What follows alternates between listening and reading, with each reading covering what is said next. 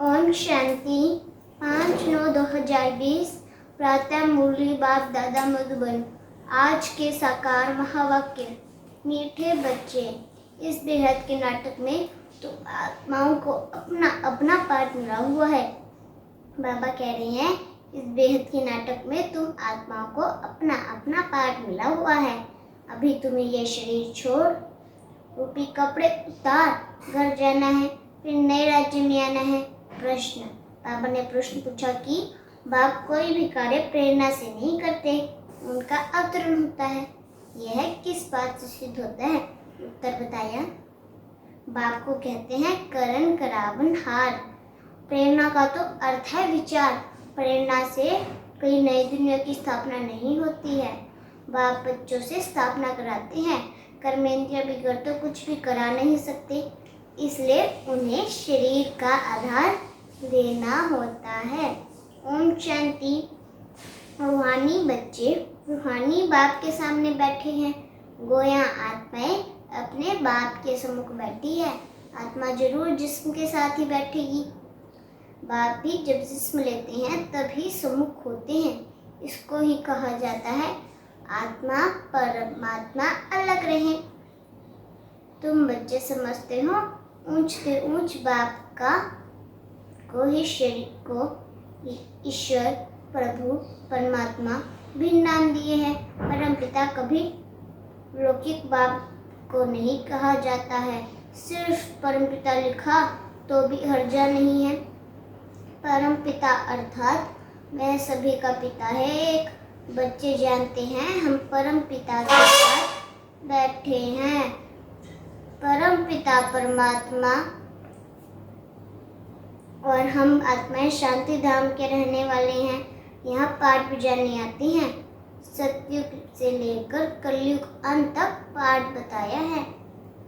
यह तो गई नई रचता बाप ने समझाया है कि तुम बच्चों ने ऐसा पाठ बजाया है। आगे यह नहीं जानते थे कि हमने 84 जन्मों का चक्र लगाया है। अभी तुम बच्चों से ही बाप बात करते हैं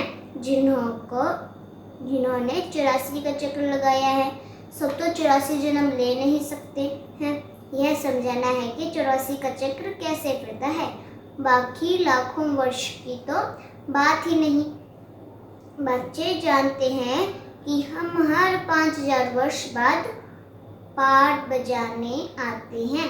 हम पाठधारी हैं। ऊंच से ऊंच भगवान को भी विचित्र पाठ है। ब्रह्मा और विष्णु का विचित्र पाठ नहीं कहेंगे। दोनों ही 84 का चक्र लगाते हैं। बाकी शंकर का पाठ इस दुनिया में तो है नहीं। त्रिमूर्ति में दिखाते हैं। स्थापना विनाश पालना चित्रों पर समझाना होता है। चित्र जो दिखाते हो उस पर समझाना है। संगम युग पर पुरानी दुनिया का विनाश होना ही है। प्रत्येक अक्षर भी राग है। जैसे कोई कहते हैं आज हमको बाहर जाने की प्रेरणा नहीं है। प्रेरणा यानी विचार। प्रेरणा का कोई और अर्थ नहीं है। परमात्मा कोई प्रेरणा से काम नहीं करते, न प्रेरणा से ज्ञान मिल सकता है। बाप आते हैं इन कर्मेंद्रिया द्वारा पाठ बजाने। करण करावन हार है ना, कराएंगे बच्चों से। शरीर बिगड़ तो कुछ कर न सके। इन बातों को कोई भी जानते नहीं, न ईश्वर बाप को ही जानते हैं। श्री मुनि आदि कहते थे हम ईश्वर को नहीं जानते, न आत्मा को, न परम पिता बाप को। कोई में ज्ञान नहीं है। मत है मुख्य। क्रिएटर डायरेक्टर डायरेक्शन भी देते हैं, श्रीमत देते हैं। मनुष्य की बुद्धि में तो सर्वव्यापी का ज्ञान है। तुम समझते हो बाबा हमारा बाबा है, वो लोग सर्वव्यापी कह देते हैं तो बात समझ ही नहीं सकते। तुम समझते हो यह बेहद के बाप की फैमिली है। सर्वव्यापी कहने से फैमिली की खुशबू नहीं आती। उनको कहा जाता है निराकारी शिव बाबा, निराकारी आत्माओं का बाबा। शरीर है तब आत्मा बोलती है कि बाबा, बिगड़ शरीर तो आत्मा बोल न सके। भक्ति मार्ग से बुलाते आए हैं, समझते हैं वह बड़ा दुख हरता सुख करता है। सुख मिलता है सुख धाम में, शांति मिलती है शांति धाम में। यहाँ है ये दुख, ये ज्ञान तुमको मिलता है संगम पर। पुराने और नए के बीच बाप आते ही हैं तब है जब नई दुनिया की स्थापना और पुरानी दुनिया का विनाश होना है। पहले हमेशा कहना चाहिए नई दुनिया की स्थापना, पहले पुरानी दुनिया का विनाश कहना रोंग हो जाता है। अभी तुमको बेहद की नॉलेज मिलती है। जैसे उस नाटक में एक्टर्स आते हैं तो घर से साधारण कपड़े पहनकर आते, फिर नाटक में आकर कपड़े बदलते हैं। फिर नाटक पूरा हुआ तो वह कपड़ा उतार कर घर जाते हैं। यहाँ तुम आत्मा को घर से अशरीरी आना होता है। यहाँ आकर यह शरीर रूपी कपड़े पहनते हो। हर एक को अपना अपना पार्ट मिला हुआ है। यह है बेहद का नाटक। अभी यह बेहद की सारी दुनिया पुरानी है, फिर होगी नई दुनिया, वह बहुत छोटा है, एक धर्म है। तुम बच्चों को इस पुरानी दुनिया से निकल फिर हद की दुनिया में, नई दुनिया में आना है, क्योंकि वहाँ है एक धर्म। अनेक मनुष्य होने से बेहद हो जाती, वहाँ तो है एक धर्म, थोड़े मनुष्य। एक धर्म की स्थापना के लिए आना पड़ता है। तुम बच्चे इस बेहद के नाटक के राज को समझते हो कि यह चक्र कैसे फिरता है। इसमें जो कुछ प्रैक्टिकल में होता है उसको ही फिर भक्ति मार्ग में त्योहार मनाते हैं। नंबरवार कौन कौन से त्योहार हैं यह भी तुम बच्चे जानते हो। ऊंचते ऊंच भगवान शिव बाबा की जयंती करेंगे। वह जब आए तब फिर और त्योहार मने। शिव बाबा पहले आकर गीता सुनाते हैं, अर्थात आदि मध्य अंत का ज्ञान सुनाते हैं। योग भी सिखाते हैं, साथ साथ उनको पढ़ाते भी हैं। तो पहले बाप आया, शिव जयंती हुई, फिर कहेंगे गीता जयंती। आत्माओं को ज्ञान सुनाते हैं तो गीता जयंती हो गई। तुम बच्चे विचार कर त्योहारों को नंबरवार लिखो। इन बातों को समझेंगे भी अपने धर्म में कि हर एक को अपना धर्म प्यारा लगता है। दूसरे धर्म वालों की बात ही नहीं, बल्कि इसको दूसरा धर्म प्यारा हो भी परंतु उसमें आ न सके। स्वर्ग में और धर्म वाले थोड़े आ सकते हैं, झाड़ में बिल्कुल साफ है। जो धर्म जिस समय आते हैं फिर उस समय बनाएंगे। पहले बाप आते हैं, फिर वही आकर जो सिखलाते हैं। तो कहेंगे शिव जयंती सो, फिर गीता जयंती, फिर नारायण जयंती। वह तो हो जाता सत्य, वो भी लिखना पड़े नंबरवार। यह ज्ञान की बातें हैं। शिव जयंती कब हुई वह भी पता नहीं है। ज्ञान सुनाया जिसको गीता कहा जाता है, फिर विनाश भी होता है। जगदम्बा आदि की जयंती का कोई होली डेटा नहीं है। मनुष्य किसी की भी तिथि तारीख आदि को बिल्कुल नहीं जानते हैं। लक्ष्मी नारायण राम सीता के राज्य में को ही नहीं जानते। 2500 वर्ष में जो आए हैं उनको जानते हैं, परंतु उनसे पहले जो आदि सनातन देव देवता थे उनको कितना समय हुआ कुछ नहीं जानते। 5000 वर्ष से बड़ा कल तो हो न सके। आधा तरफ तो ढेर संख्या आ गई, बाकी आधा में इनका राज्य। फिर जास्ती वर्षों का कल्प हो कैसे सकता। 84 लाख जन्म भी नहीं हो सकते। वो लोग समझते हैं कि कलयुग की आयु लाखों वर्ष है। मनुष्यों को अंधियारों में डाल दिया है। कहाँ सारा ड्रामा 5000 वर्ष का, कहाँ सिर्फ कलयुग के लिए कहते भी हैं। अभी 40,000 वर्ष शेष हैं। जब लड़ाई लगती है तो समझते हैं भगवान को आना चाहिए, लेकिन भगवान को तो आना चाहिए संगम पर। महाभारत लड़ाई तो लगती ही है संगम पर। बाप कहते हैं मैं भी कल्प कल्प संगम युग पर आता हूँ।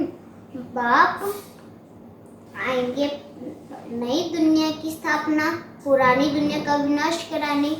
नई दुनिया की स्थापना होगी तो पुरानी दुनिया का विनाश जरूर होगा। इसके लिए यह लड़ाई है। इसमें शंकर के प्रेरणा आदि की तो कोई बात नहीं। अंडरस्टूड। पुरानी दुनिया खलास हो जाएगी। मकान आदि तो अर्थक्वेक में सब खलास ही जाएंगे, क्योंकि नई दुनिया चाहिए। नई थी जरूर। दिल्ली परिस्थान थी, जमुना का कंठ था, लक्ष्मी नारायण का राज्य था। चित्र भी है, लक्ष्मी नारायण को स्वर्ग का ही कहेंगे। तुम बच्चों ने साक्षात्कार भी किया है कि कैसे स्वयंवर होता है। यह सब पॉइंट्स बाबा रिवाइज कराते हैं। अच्छा, पॉइंट्स याद नहीं पड़ती है तो बाबा को याद करो। बाप भूल जाता है तो टीचर को याद करो। टीचर तो सिखलाते हैं, वह भी जरूर याद आएंगे ना। टीचर भी याद रहेगा, नॉलेज भी याद रहेगी, उद्देश्य भी बुद्धि में है। यह रखना ही पड़े, क्योंकि तुम्हारी स्टूडेंट लाइफ है ना। यह भी जानते हो जो हमको पढ़ाते हैं वह हमारा बाप भी है। लौकिक बाप कहीं गुम नहीं हो जाता। लौकिक, पारलौकिक और फिर यह है अलौकिक। इनको कोई याद नहीं करते। लौकिक बाप से तो वर्षा मिलता है, अंत तक याद रहती है। शरीर छोड़ा फिर दूसरा बाप मिलता है। जन्म बाय जन्म लौकिक बाप मिलते हैं। पारलौकिक बाप को भी दुख व सुख में याद करते हैं। बच्चा मिल तो कहेंगे, मिला तो कहेंगे ईश्वर ने बच्चा दिया। बाकी परमपिता ब्रह्मा को याद करेंगे। इनसे बहुत कुछ मिलता थोड़े ही है। इनको अलौकिक कहा जाता है। तुम जानते हो हम ब्रह्मा द्वारा शिव बाबा से वर्षा दे रहे हैं। जैसे हम पढ़ते हैं यह रथ भी निमित्त बना हुआ है। बहुत जन्मों के अंत में इनका शरीर ही रथ बना है। रथ का नाम तो रखना पड़ता है ना। यह है बेहद का संन्यास। रथ कायम ही रहता है, बाकी ठिकाना नहीं है। चलते फिरते भागंती हो जाते। यह रथ तो मुकर्रर है। ड्रामा अनुसार इनको कहा जाता है भाग्यशाली रथ। तुम सबका भाग्यशाली रथ नहीं कहेंगे। भाग्यशाली रथ एक माना जाता है जिसमें बाप आकर ज्ञान देते हैं, स्थापना का कार्य कराते हैं। तुम भाग्यशाली रथ नहीं ठहरे। तुम्हारी आत्मा इस रथ में बैठ पड़ती है। आत्मा पवित्र बन जाती है, इसलिए बलिहारी इस तन की है जो इसमें बैठ पड़ाते हैं। यह अंतिम जन्म बहुत वैल्यूएबल है। फिर शरीर बदल हम देवता बन जाएंगे।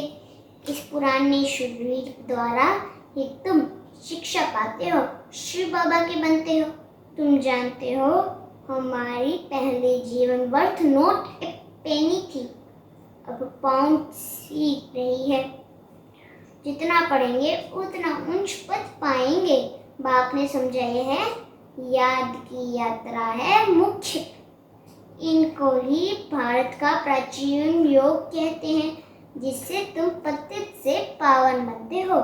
स्वर्गवासी तो सब बनते हैं। फिर है पढ़ाई पर मदार। तुम बेहद के स्कूल में बैठे हो, तुम ही फिर देवता बनेंगे। तुम समझ सकते हो ऊंच पद कौन पा सकते हैं। उनकी क्वालिफिकेशन क्या होनी चाहिए? पहले हमारे में भी क्वालिफिकेशन नहीं थी, आसुरी मत पर थे। अब ईश्वर मत मिलती है, आसुरी मत से हम उतरती कला में जाते हैं, ईश्वरीय मत से चढ़ती कला में जाते हैं। ईश्वर मत देने वाला एक है, आसुरी मत देने वाला अनेक है। माँ बाप, भाई बहन, टीचर, गुरु, कितनी कीमत मिलती है, अभी तुमको एक ही मत मिलती है जो 21 जन्म काम आती है। तो ऐसे श्रीमत पर चलना चाहिए ना, जितना चलेंगे उतना श्रेष्ठ पद पाएंगे, कम चलेंगे तो कम पद। श्रीमत है ही भगवान की, ऊंचते ऊंच भगवान ही है, जिसने कृष्ण को ऊंचते ऊंच बनाया, फिर नीचते नीच रावण ने बनाया। बाप गोरा बनाते, फिर रावण सांवरा बनाते। बाप वर्षा देते हैं, वह तो है ही वॉइसलेस। देवताओं की महिमा गाते हैं सर्वगुण संपन्न। सन्यासियों को संपूर्ण निर्विकारी नहीं कहेंगे। सत्युग में आत्मा और शरीर दोनों पवित्र होते हैं। देवताओं को सब जानते हैं, वो संपूर्ण निर्विकारी होने के कारण संपूर्ण विश्व के मालिक बनते हैं। अभी नहीं, फिर तुम बनते हो। बाप भी संगम युग पर ही आते हैं, ब्रह्मा के द्वारा। ब्राह्मण के बच्चे, ब्रह्मा के बच्चे तो तुम सब ठहरे। वह है ग्रेट ग्रेट ग्रैंडफादर। बोलो, प्रजापिता ब्रह्मा का नाम नहीं सुना है? परमपिता परमात्मा ब्रह्मा द्वारा ही सृष्टि रचेंगे। थोड़ा समय चलता है, रजाई न पांडवों की है न कौरवों की। अच्छा, मीठे मीठे से खिला दे बच्चों प्रति माता पिता बाप दादा का याद प्यार और गुड मॉर्निंग। रूहानी बाप की रूहानी बच्चों को नमस्ते, रूहानी बच्चों की रूहानी बाप दादा को नमस्ते। धारणा के लिए मुख्य सार। पहला पॉइंट, 21 जन्म श्रेष्ठ पद का अधिकारी बनने के लिए सब आसुरी मतों को छोड़ एक ईश्वरीय मत पर चलना है, संपूर्ण वॉइसलेस बनना है। दूसरा पॉइंट, इस पुराने शरीर में बैठ बाप की शिक्षाओं को धारण कर देवता बनना है। यह है बहुत वैल्यूएबल जीवन, इसमें वर्थ पाउंड बनना है। वरदान, सर्व संबंधों के सहयोग की अनुभूति द्वारा निरंतर योगी सहज योगी भव। सर्व संबंधों के सहयोग की अनुभूति द्वारा योगी सहयोगी भव। इस समय बाप के भिन्न भिन्न संबंधों का सहयोग लेना अर्थात अनुभव करना ही सहज योग है। बाप कैसे भी समय पर संबंध निभाने के लिए बंधे हुए हैं। सारे कल्पें अभी सर्व अनुभवों की खान प्राप्त होती है, इसीलिए सदा सर्व संबंधों का सहयोग लो और निरंतर योगी सहयोगी बनो, क्योंकि जो सर्व संबंधों की अनुभूति की प्राप्ति में मगन रहता है वह पुरानी दुनिया के वर्तमान से सहज ही उपराम हो जाता है। स्लोगन, सर्व शक्तियों से संपन्न रहना यही ब्राह्मण स्वरूप की विशेषता है। स्लोगन, सर्व शक्तियों से संपन्न रहना यही ब्राह्मण स्वरूप की विशेषता है। ओम शांति।